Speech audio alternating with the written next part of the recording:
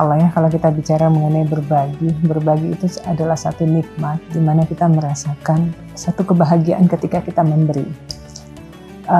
Biasanya kan kalau kita bicara mengenai memberi itu ada rasa kehilangan. Misalnya kita punya 2 barang, kemudian kita kasih 1 barang, kita kok berkurang ya. Tapi ada rasa ketika kita memberi itu dengan nikmat itu kok 2 barang ini kita kasih langsung, malah nambahin jadi 4, nambahin jadi 6. Jadi rasanya gini, oh ternyata ketika saya berbagi, semua yang saya inginkan itu akan bertambah gitu loh. Dengan saya berbagi, apa yang saya punya tidak akan berkurang, justru akan bertambah. Nah, masyarakat kita saat ini sudah paham banget dengan ilmu itu. Sehingga sekarang ini rasanya kita banyak melihat orang berlomba-lomba melakukan yang namanya berbagi rezeki di waktu subuh, kemudian Jumat berkah. Ini kayak sekarang ini hampir semua tempat kita melihat selesai kita sholat Jumat, anak laki-laki terutama pulang mereka bawa makan siang, minuman yang saat ini kalau kita lihat makanannya itu bukan makanan yang dibuat asal gitu, tapi yang benar-benar dipikirkan, makanan cemilannya, makanan beratnya. Jadi artinya rasa berbagi yang dimiliki oleh masyarakat kita, oleh orang Indonesia khususnya saat ini, siapapun agamanya ya, itu mereka merasa bahwa ternyata berbagi itu justru akan menambahkan rezeki dan nikmat untuk kita semua.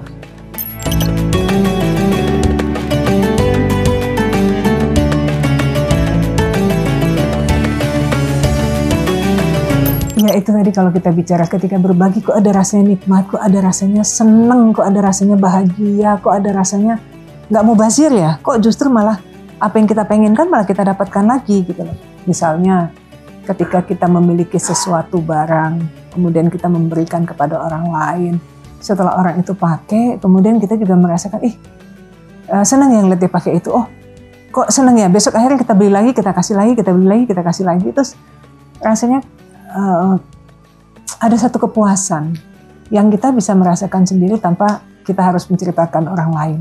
Nikmatnya itu di fitrahnya itu di batin kita. Bahagianya itu adalah untuk diri kita sendiri. Nah ini yang kita harus selalu syukuri karena tidak semua orang bisa merasakan rasa itu. Allah akan memberikan rasa itu kepada orang betul-betul ketika memberi itu dengan hati yang ikhlas dan tulus. Jadi ketika berbagi itu pun juga jangan sampai berbagi yang kita lakukan selama ini kemudian berhenti atau tertahan atau kita melupakan. Jangan sampai nikmat itu, karena ini adalah nikmat diberi Allah. Karena ketika nikmat itu diambil Allah lagi, nanti kita tidak merasakan satu nikmat lagi ketika kita berbagi itu. Jadi na'udzubillah min dzalik. Tradisi, kebiasaan, fitrahnya kita yang selalu ingin apa-apa kita pengen sharing, apa-apa kita pengen sharing. Itu kita syukuri dan jadikanlah itu sebagai ilmu yang akan kita teruskan kepada anak-anak kita tanpa harus kita berucap, tapi lakukanlah dengan kegiatan dan lakukanlah dengan action dan langsung tanpa harus mencari alasan. Aduh repot ya kalau menyiapkan ini, aduh bisa nggak ya, aduh nggak ada kata alasan. Kalau kita ingin menyegerakan untuk beribadah, segerakan. Kalau kita ingin menyegerakan untuk berbagi, lakukan.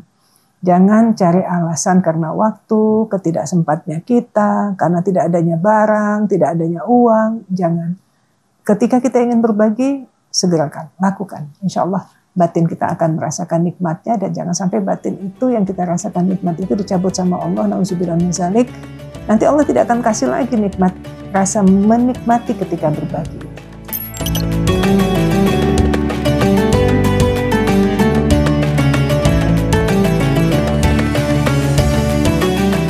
Masya Allah kalau kita berbicara berbagi itu adalah di mana kita memberikan satu nyaman ya kepada orang-orang di sekitar kita. Bukan hanya memberikan barang, tapi memberikan kesempatan, berkata baik, memberikan senyuman, mengucapkan terima kasih, mendahulukan orang, kemudian memprioritaskan kewajiban kita, bukan kita bicara haknya kita.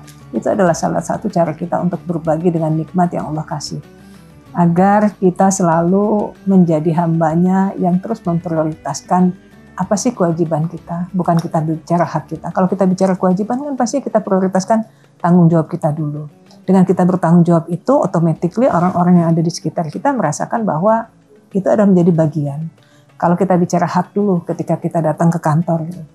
Wah saya mau ini, saya mau itu. Tapi kita nggak bicara mengenai kewajiban kita apa sih? Mensejahterakan, membahagiakan, memfasilitasi.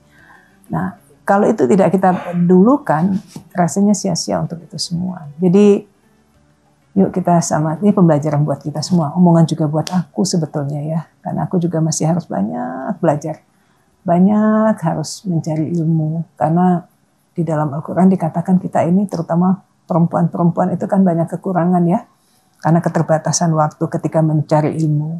Perempuan ini ada masa di mana nifas. Nifas ini ada masa di mana kita tidak baca Al-Quran, kita tidak bisa mendekatkan kepada Allah. Seperti tadi dirimu bilang, kalau saya olahraga itu rasanya badan saya nyaman. Ketika saya nyaman, kemudian waktu tidur saya, sistem saya kok berjalan dengan baik. Kemudian kalau malam saya terbangun, ada kewajiban saya untuk berkomunikasi dengan Allah gitu ya. Jadi rasanya ada satu nikmat aja. Kita bisa menjalankan semua dengan keinginan dan juga keikhlasan hati kita.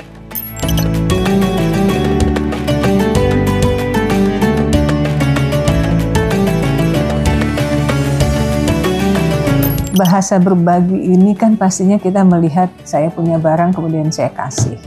Artinya barang yang kita punya kita serahkan.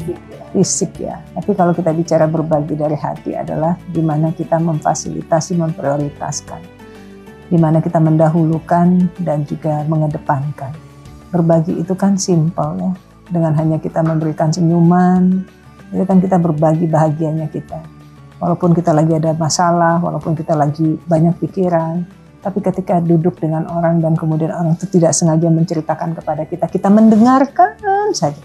Kita mendengarkan saja. Tanpa harus kita menceritakan lagi atau mengomentari gitu. Hanya mendengar dan mengatakan, ikhlas ya Mbak, ikhlas ya Dek. Gitu.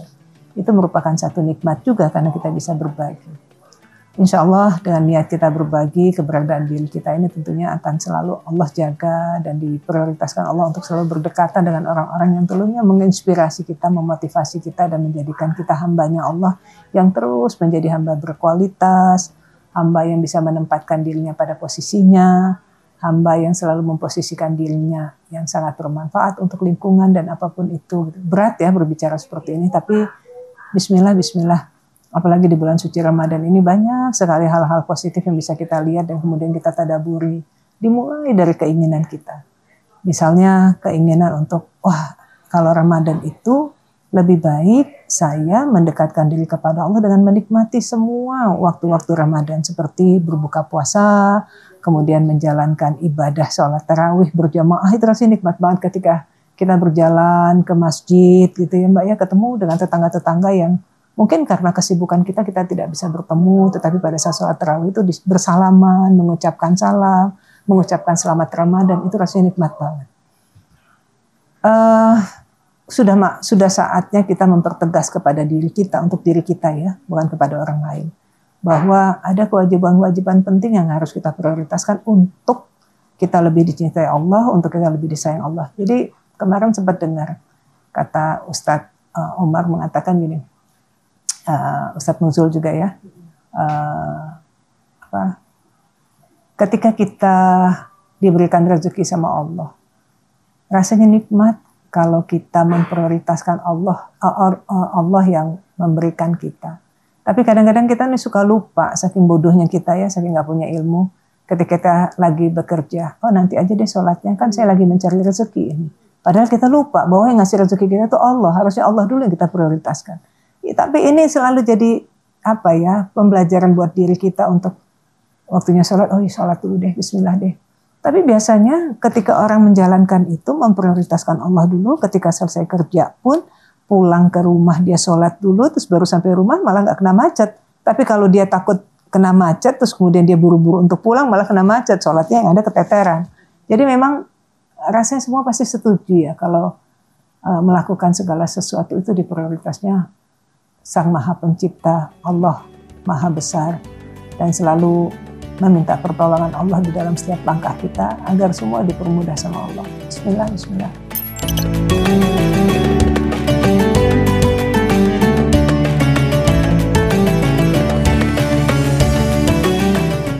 Ini semua permasalahan kita semua. Ketika hati kita selalu mengatakan gini, Aku pengen fokus di Ramadan, aku pengen ibadah betul-betul khusyuk di bulan Ramadan. Ternyata ujiannya luar biasa. Ada panggilan untuk buka puasa. Iya ya, tapi ini alumni SD ku dulu, kita jarang banget untuk ketemu, mumpung lagi ada usia, mumpung ada waktu. Itu jadi godaan. Apapun itu tentang kebaikan-kebaikan di bulan suci Ramadan. Tapi bismillah, kita yakinkanlah ketika kita jujur sama Allah, minta pertolongan Allah, diniatkan karena Allah, melakukan segala sesuatu karena ingin mencari wajahnya Allah. Mudah-mudahan Allah mudahkan semua langkah kita. Kita on the track, tutup mata, tutup telinga, fokus saja dengan apapun yang ada kita ingin kita capai. Memang si ujiannya luar biasa ya Mbak ya. Biasanya ketika kita fokus, ujiannya tuh nikmat banget ya, godaan sana, godaan sini.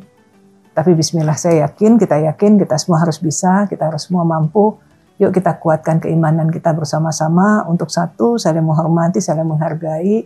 Ketika kita datang ke satu tempat, kita tahu bahwa misalnya kita memiliki tempat usaha, nggak ada salahnya kalau kita berkata, kita nggak usah buka dulu deh restoran kita, nanti aja deh pas jam-jam berbuka, soalnya nanti rezekinya pasti lebih banyak dikasih Allah.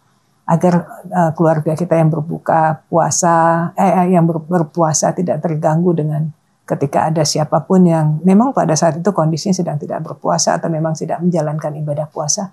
Tapi kan ketika kita melewati tempat itu, hati kita suka ngedumel, berkata yang justru membuat kita itu tidak fokus, tidak istiqomah dengan kebaikan. Gitu. Jadi mari kita sama-sama untuk menjalankan sebagai pemilik usaha, sebagai umatnya Rasulullah yang sedang berpuasa, kita on the track sama-sama. Yuk kita jaga, kita berproses untuk menjadi lebih baik lagi dalam hal apapun itu. Gak mudah kata-kata itu memang ada di kepala kita, tapi yakinkan kalau kita bisa bersama-sama insya Allah mudah. Kayak aku ya, Masya Allah, itu sulit banget kalau kita bicara mengenai mau baca Quran ya Mbak ya. Sebelum tidur aja tuh, mau tidur baca Quran itu, aduh, 8 halaman itu udah sujud syukur gitu loh. Kadang-kadang 2 halaman itu udah ngantuk banget ya. Ujiannya Allahu Akbar gitu loh ya.